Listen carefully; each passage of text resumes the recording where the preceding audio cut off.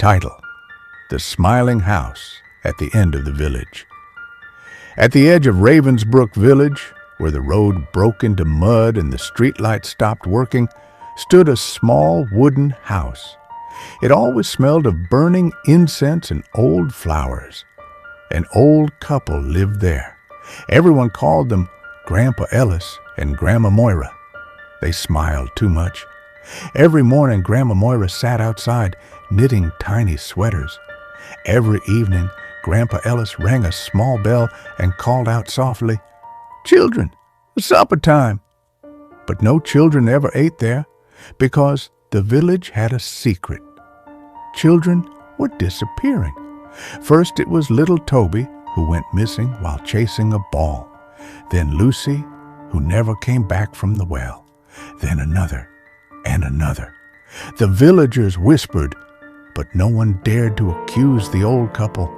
They looked harmless, fragile, kind, and their house was always locked after sunset. One night, Ben and Clara, siblings aged 12 and 9, heard crying near their window. A soft, weak cry. "Help me!" A child's voice whispered from outside. Ben looked out. In the moonlight, he saw Grandma Moira standing near the road. She was holding a lantern. "Please," she said gently, smiling, "my husband is sick. I need help finding my grandson." Her eyes were watery. Her hands trembled. Against Ben's warning, Clara stepped outside. "I'll help," she said. That was the last time Ben saw her smile. Ben waited. Minutes passed, then hours. Clara never came back. Ignoring his fear, Ben followed the muddy path to the smiling house. The door was open.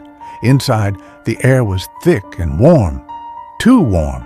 The walls were covered in children's drawings, hundreds of them, all signed with names of kids who had gone missing. From the back room, Ben heard humming, a lullaby. He peeked inside and froze.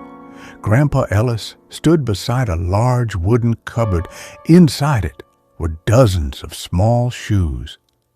Grandma Moira sat in a chair, brushing Clara's hair slowly, but Clara's eyes were empty. Her smile was stiff, unnatural. "She'll stay with us forever," Grandma whispered. "They all do." Grandpa turned around. His face was no longer human. His skin sagged like it didn't belong to him. His eyes were black pits. "We don't eat children," he said calmly. "We borrow their time." Ben ran, but the door slammed shut on its own. The bell rang, ding, ding, ding. Suddenly, the house filled with soft footsteps, children's footsteps, from the walls, from the cupboard, from the floor. Small hands reached out, grabbing Ben's legs. "Don't leave us," they whispered together. In the mirror, Ben saw the truth. The old couple were not old at all.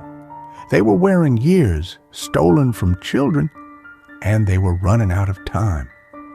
The villagers found the house empty the next morning.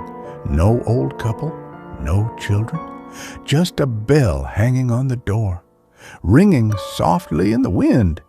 Even today, people say, if you hear a child crying at night in Ravensbrook Village, don't go outside, because the smiling house is still looking for new time.